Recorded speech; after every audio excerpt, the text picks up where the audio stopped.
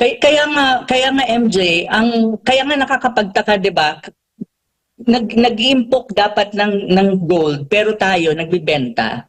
So ang tanong, bakit ka nagbebenta when in fact dapat ka nagsisave ka ng gold? Kasi nga may mga trend sa international level na actually in a matter of time, we need to have more gold than dollar. Kaya lang ang problema, baka naman wala tayo nadideplete ang ating tinatawag na international reserve. Kasi kapag wala ka na nung international reserve mo or yung foreign exchange reserve mo, may hirapan tayo when it comes to imports.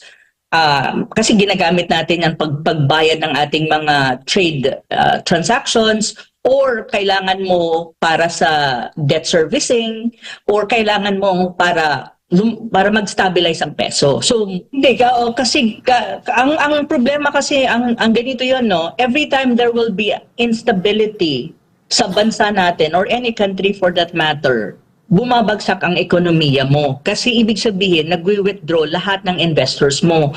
So ibig sabihin, nagkakaroon ka ng economic crisis and financial crisis. So in some ways, one way to mitigate that is either you also sell some of your gold reserve. Na minsan hindi mo na hawak, kaya yan yung kumbaga pang emergency talaga, no? Yes, And yes.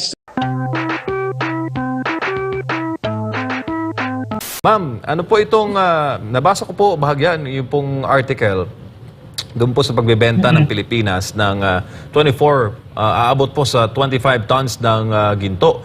Ano po ba ito, ma'am, sa unang bahagi po ng 2024? Ano ito? Strategic move po ba ito o isang hudyat na merong economic problem sa Pilipinas?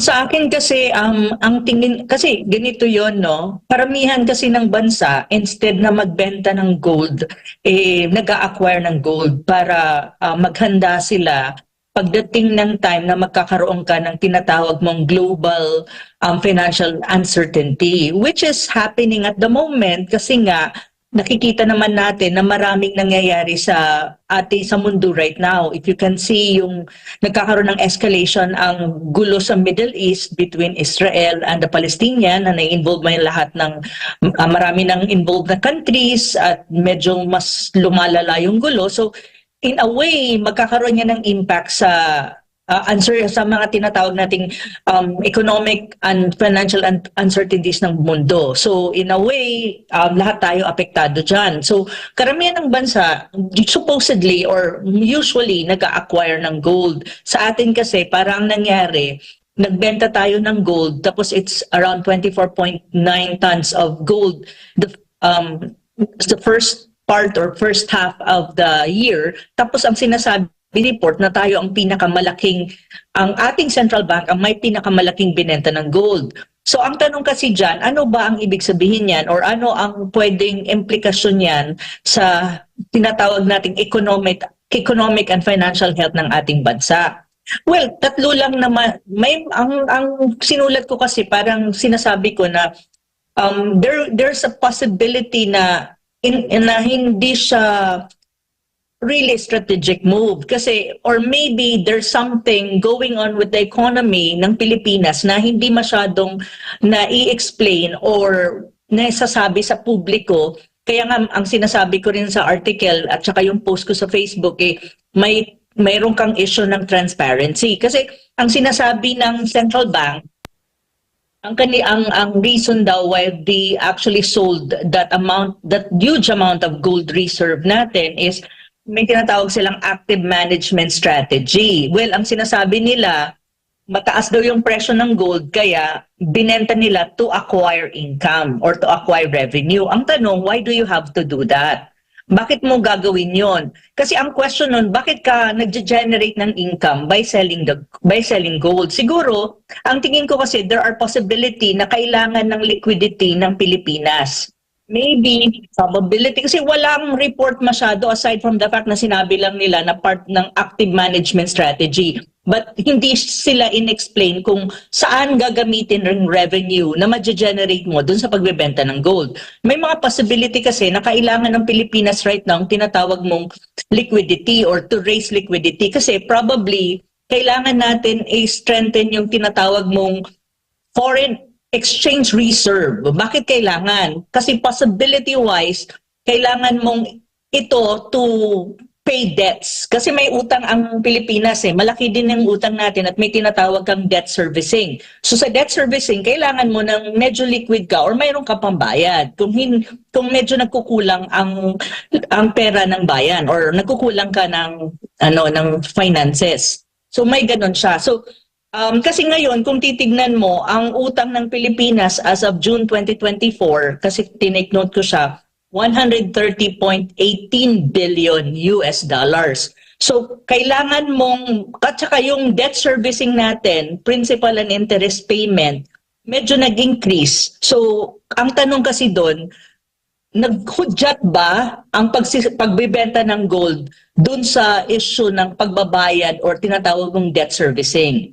So, ibig sabihin, kailangan mo magbenta for you to be able to respond to your debt obligation, yung foreign debt natin. That's one possibility. So, ibig sabihin, nagkukulang ng pera. That's a possibility kasi wala nang explanation ang central bank masyado Pangalawa, yung trade imbalance. So, ano ibig sabihin ng trade imbalance?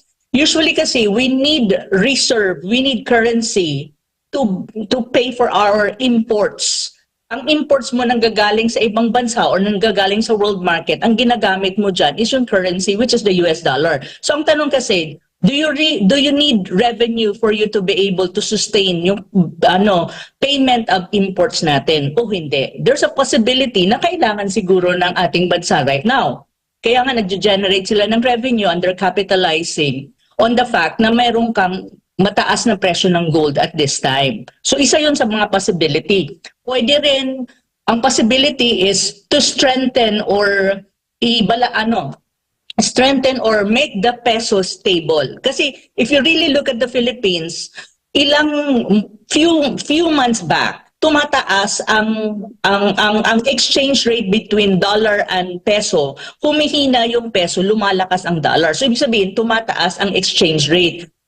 Dumating tayo sa point na 58, $1 is against the 58 peso. Ibig sabihin, weakening ang peso mo, strengthening ang dollar mo.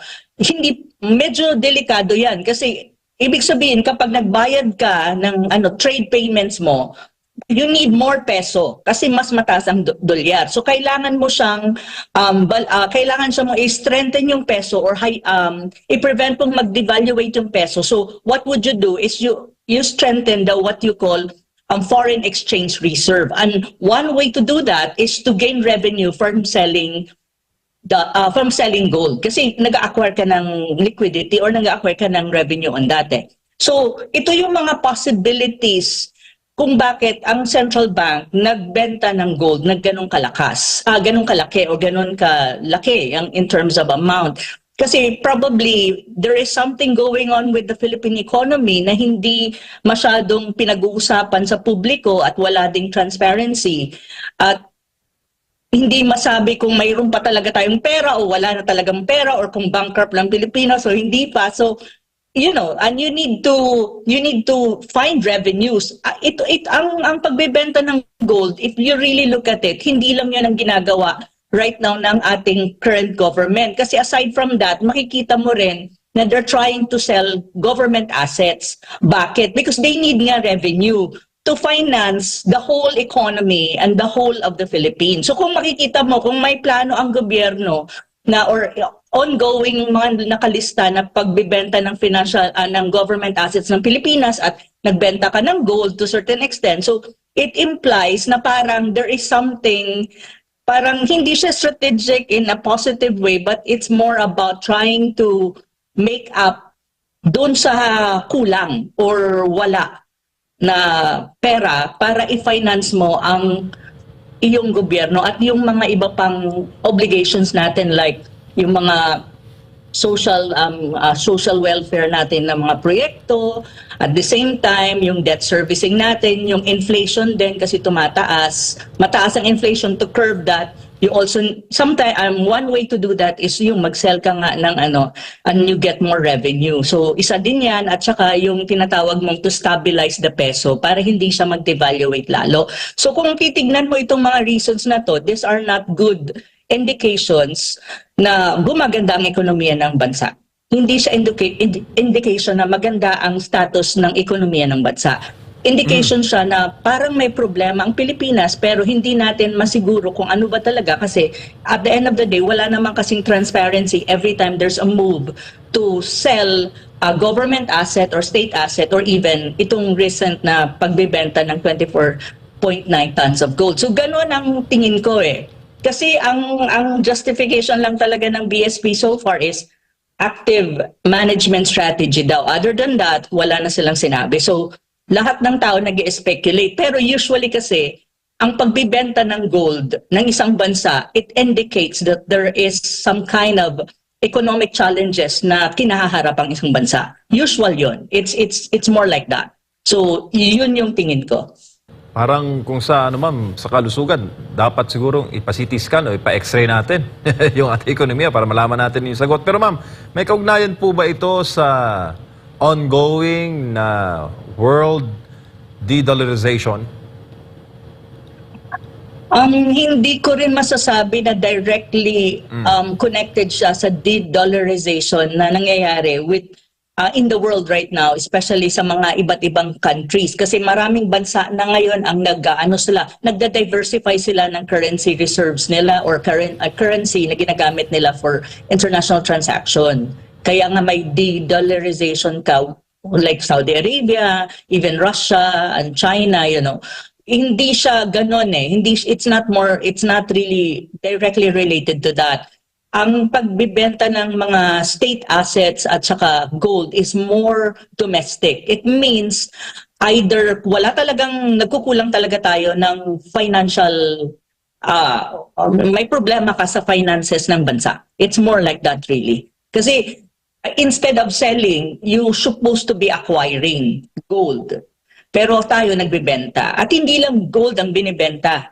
Actually, may mga reports akong nababasa and I actually would want to write an article about it kung bakit nagbebenta rin ng state asset. Or nandun na tayo sa point na we're trying to sell state asset. Kasi ang current government, ang challenge kasi ng current government is to finance the whole budget na di ba may GAA tayo tapos may budget ka. Yung budget kasi na yan, ano pa lang yan, nakasulat pa lang yan. Pero yung totoong pera na gagamitin mo para ma-actualize mo yung nakasulat sa budget, sa national budget, wala pa yan. Kaya nga ang revenue sources natin, isa sa pinakamalaki is yung taxes. But the problem is, yung current taxes natin, hindi enough to finance everything. Kasi ang gobyerno, natatakot din sila na pag nag-impose ka ng bagong mga taxes sa atin, sa Pilipinas at sa mga Pilipino, mag-aalma ang Pilipino. So ang ginagawa nila, hindi sila mag-impose ng taxes. They will try to look for revenue source and the possibility of selling state asset and even yung pagbebenta ng gold are revenue sources. Yun yung sitwasyon ng Pilipinas eh. So ang tanong kasi dyan, bakit ginagawa nila? Precisely, may problema nga siguro talaga ang ating financial capability, ang finances ng bansa at may kinalaman yan sa ekonomiya. But I don't think it's directly related dun sa issue ng de-dollarization. Pero ang Pilipinas actually should think na kailangan mo bang mag-diversify ng currency mo in terms of currency reserve and in terms of currency na gagamitin mo when you talk about international trade. Kasi ngayon, ang mga bansa, marami na ang nag-diversify. Hindi na dolyar ang kanilang reserve. May diversification na. They are also using yuan to do that, to do international trade. Depende na yun, especially when they trade with China. So may mga time ngayon na RMB na ang ginagamit kapag direct trade with China, hindi na dolyar. Kasi nga, nakakasave sila ng pera. Kasi when you talk about currency exchange, mas mataas pa rin ang dolyar when you talk about currency as per RMB. Kasi ang RMB, pag 1 peso is equivalent to 7. Ang 1 peso is equivalent to 7 RMB. So kung ang aanuhin mo ang $1 is 58 or 55. So kung gagamitin mo ang yuan, mas makakasave ka or mas hindi ka gagastos na malaki. So mas ganun siya. Pero yung sitwasyon ng Pilipinas, pagbebenta ng ng gold or pagbebenta ng state asset, it has something to do with financial management ng bansa at economic health ng bansa. Maganda ba? Okay ba tayo? Are we healthy as a country financially and economically speaking? Yun ang malaking tanong pagdating sa pagbebenta ng gold at pagbebenta ng state asset ng bansa. Mas ganun siya. Opo. Ang tanong po dito, sabi ni Koyang Nep Castillo ng Bravo News Pasig, kung malakas daw ang US, edi dapat daw ma'am ang dolyar ang iniimpok at natural lang na magbenta ng ginto. Pero nangyari daw ngayon, mas nag-iimpok ng ginto ang mga bansa dahil nga sa massive na de-dollarization na nangyayari. Dagdag mo pa ma'am yung na-expire na petrodollar deal, no, diyan sa Saudi Arabia, at ang pag-usbo ngayon ng BRICS. 'Di ba? Iniiwan yung US dollar, ma'am. Kaya nga MJ, kaya nga nakakapagtaka, 'di ba? Nag-impok dapat ng gold pero tayo nagbebenta. So ang tanong, bakit ka nagbebenta when in fact dapat ka nagsisave ka ng gold? Kasi nga may mga trend sa international level na actually in a matter of time, we need to have more gold than dollar. Kaya lang ang problema, baka naman wala tayo nadideplete ang ating tinatawag na international reserve. Kasi kapag wala ka na nung international reserve mo or yung foreign exchange reserve mo, mahihirapan tayo when it comes to imports. Kasi ginagamit natin yan pagbayad ng ating mga trade transactions, or kailangan mo para sa debt servicing, or kailangan mo para mag-stabilize ang peso. So, ibig sabihin, there's something possibly wrong with our financial health. Kaya ngayon yun yung debate at yun yung question. Bakit ginagawa ng ating current government ito? Ano yung reason? Saan napunta ang revenue? Kasi walang transparency, walang explanation. Basta nagbenta lang. Feeling ko nga yung pagbebenta ng gold, it's supposed to be hindi siya parang feeling ko accidental na nalaman siya ng tao Kasi parang unang naglabas kasi niyan bilyonaryo Usually ang bilyonaryo, mga yan yung parang, yung mga supposed to be secret na mga mangyayari nilalabas nila. Kasi doon lumabas muna yun at saka kumalat na siya sa iba't ibang dyaryo. So, ganun ang tingin ko. Kasi wala talagang explanation. Wala mang explanation kung saan nila gagamitin yung revenue doon sa proceeds ng pagbenta ng gold.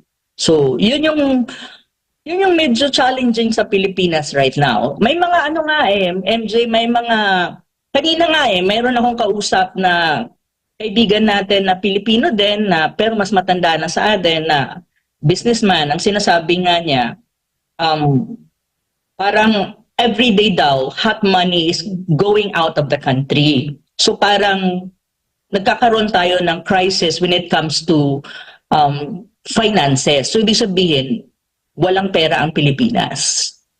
Yun yung sabi niya of course, that is his own analysis of what is going on in the country, economically and financially speaking. So ibig sabihin, kung gano'n ang analysis ng businessman na yon, it seems like the current government's looking really for revenue generation or sources of revenue aside from taxes.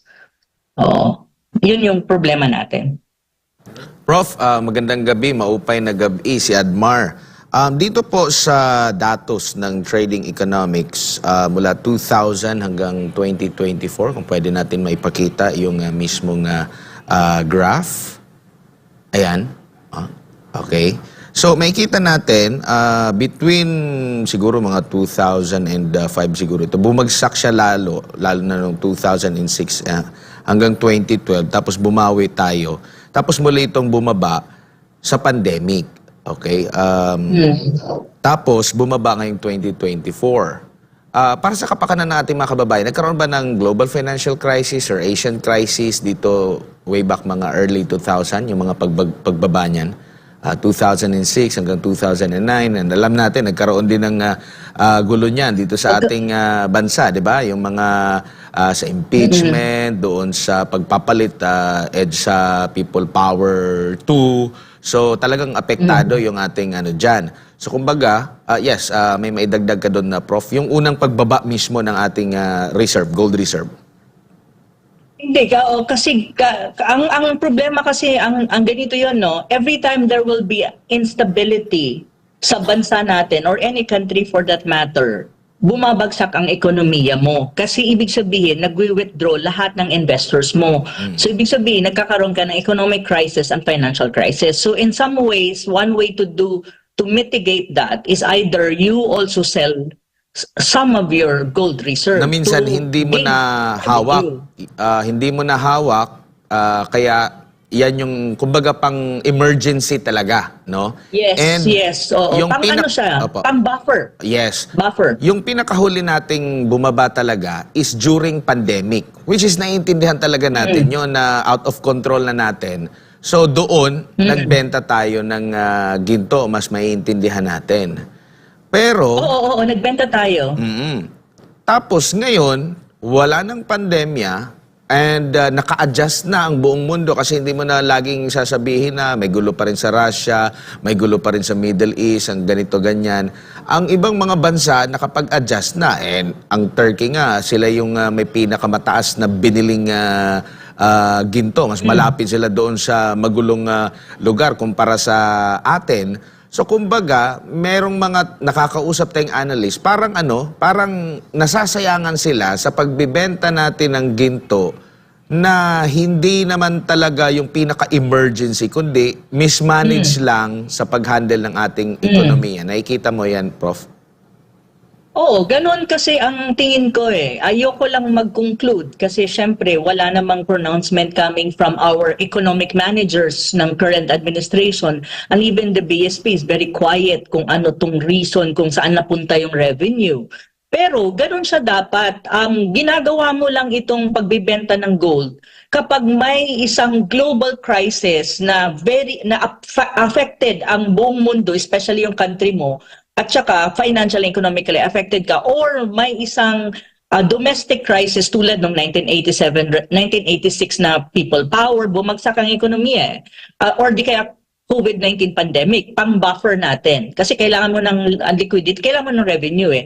Pero kung supposedly okay naman, stable naman, supposedly ang ekonomiya, tulad ngayon, kasi ngayon parang kahit saang bansa ka pumunta dahil tapos na yung COVID, ang lahat ng bansa trying to recover eh.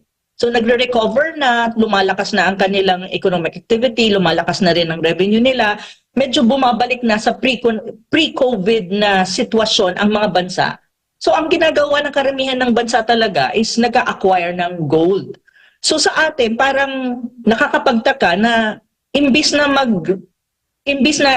stable lang or wag mo lang galawin, hayaan mo lang yan or mag-acquire ka pa, nagbibenta tayo. So ibig sabihin, there is something wrong doon sa either sa way of managing our finances as a country or may looming economic crisis ka na darating sa Pilipinas or mayroon nang nangyayari sa Pilipinas na mga problema, ngunit hindi yun na-i-explain at naisa sa publiko. Kasi if you really look at the Philippines few months back, unang-una mataas ang inflation mo. Pangalawa, ang currency, exchange rate natin mataas, ang dollar, mababa ang peso. Nandyan yan few months back. Tapos tumataas ang ating foreign debt. Increase ang foreign debt natin, especially at this time, no? At saka, so kailangan mo mag-debt services. At saka kung titignan mo, ang trade imbalance natin, mataas din. Ibig sabihin, we import more but we have less export. So mababa ang ating revenue from export ng product natin. Kasi wala naman talaga tayong industry na pwedeng mag-generate ng more export eh.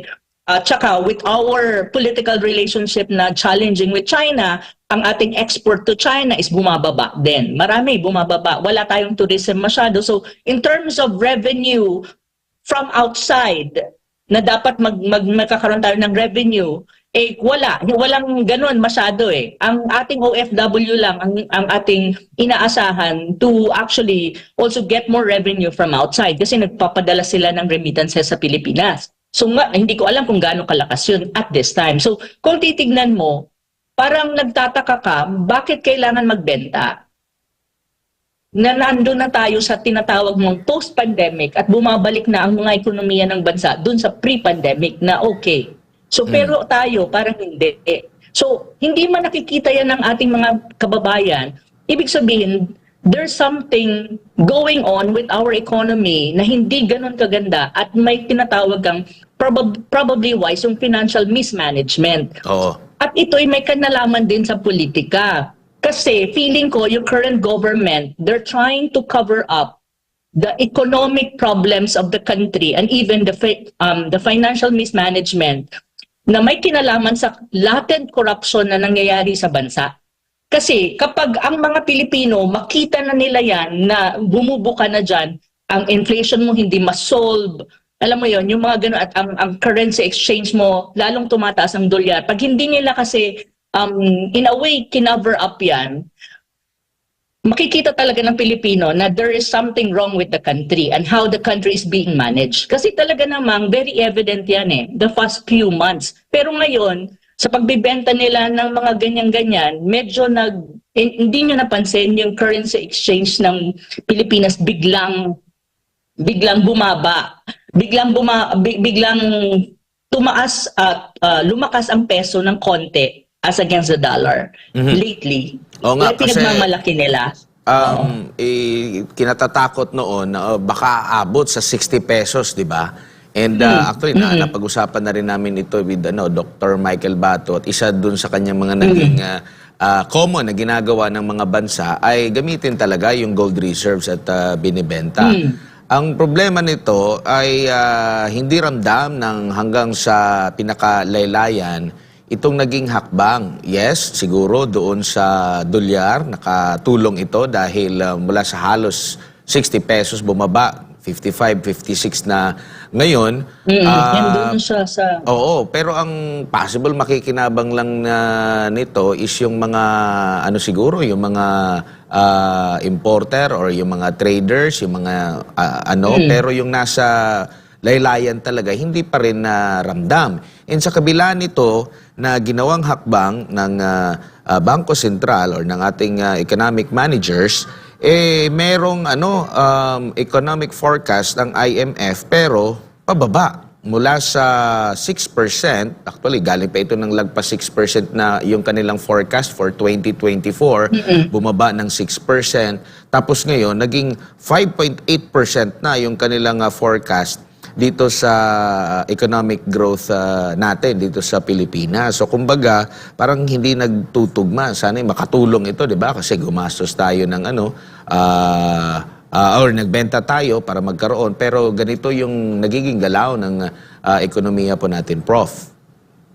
Hindi naman kasi ang pagbebenta ng gold at saka yung revenue na nakukuha nila doon, it depends kasi kung saan nila nilalagay. Kung ang pagbebenta ng gold at yung revenue is pantapal lang sa mga problema ng bansa tulad ng weakening peso, inflation, at saka pagbabayad ng debt natin na ang laki-laki at tumaas pa yung interest rate, ang interest natin, at saka kung ang pag-ano lang yan para sa trade imbalance or trade payments na napaka-imbalance as against us, it will never have an impact on trying to make your economy better. Kasi lang siya panakip-butas, kumbaga.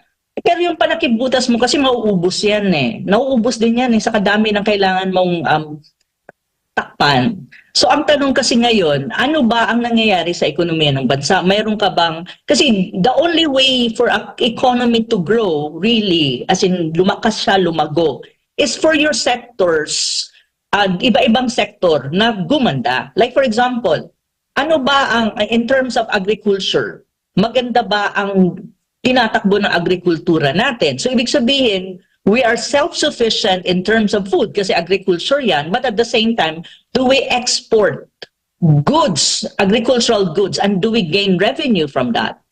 Isang tanong yan. Kung walang nangyayari masado dyan, may problema ka. When you talk about manufacturing, anong state ng manufacturing mo? May industry ba ang Pilipinas? Ang tourism industry mo ba gumagana? Kasi ito yung mga revenue generating sectors mo na kapag gumana yan at maganda ang tinatakbo niyan, yung tinatawag mong economic forecast maa-attain yan. Pero kung walang nangyayari dyan, bababa pa lalo yan. Yung 58 mo, in a matter of time, bababa pa yan. And another thing that you have to remember, in all this, there's such a thing as corruption. Kasi kapag may corruption na latent sa isang bansa, ang pera na intended dapat sa iba't ibang sektor na kung saan it contributes to the economy, to the growth of economy, like for example, good infrastructure. Saan napupunta ang pera for infrastructure? Kung hindi yan napupunta sa dapat kapuntahan at nakukurap yan, it has an impact on the economy. Kasi hindi mag-grow yung economy mo kung ang infrastructure mo hindi maganda.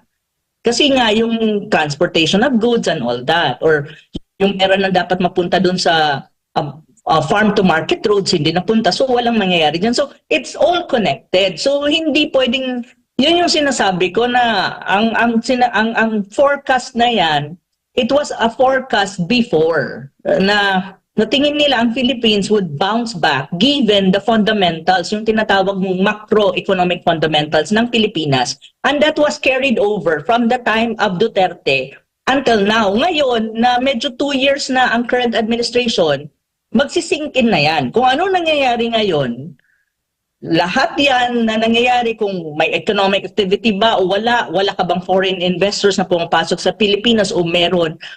In this time na 2 years na si BBM sa kanyang posisyon at medyo makikita na natin yan kung ano ba talaga ang nangyayari sa Pilipinas. Kasi yung first year niya until siguro until early year of his second year in office, medyo may carry over ka from the Duterte administration kasi. Which is, I think, the Duterte administration, despite COVID-19, was able to have a very stable economy. Kahit paano magandang ekonomiya ng Pilipinas. At makita mo naman, kung wala yung COVID, I think ang Pilipinas makakawala dun sa low income status, magiging middle income status tayo kung wala lang yung COVID. Kasi maganda naman ang palakad talaga ng ekonomiya during Duterte's time. So, ngayon, sa BBM time, marami kasing nangyayari sa panahon ni BBM na hindi okay, especially when you talk about corruption talaga.